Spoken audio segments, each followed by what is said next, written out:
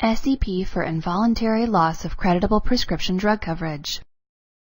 This is an involuntary loss of creditable coverage, including a reduction in the level of coverage so that it is no longer creditable, not including any loss or reduction due to a failure to pay premiums.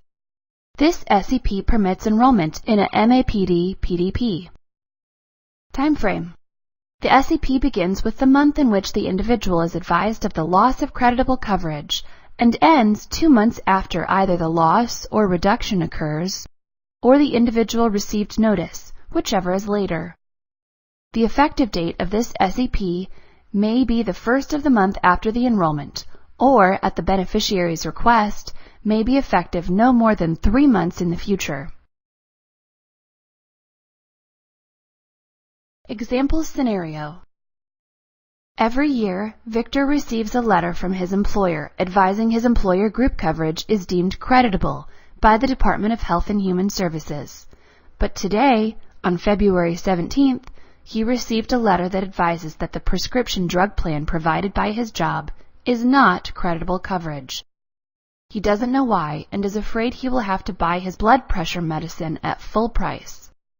Victor's brother has a Humana plan. He really trusts us, so he advises him to call us for an explanation.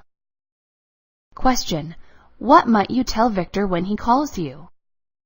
Answer: the letter from his employer indicates a reduction to the level of coverage being offered by his employer, or his employer plan is not deemed creditable coverage by the Centers of Medicare and Medicaid. You may discuss his enrollment choices, advising he may enroll in an MAPD or PDP plan in his area.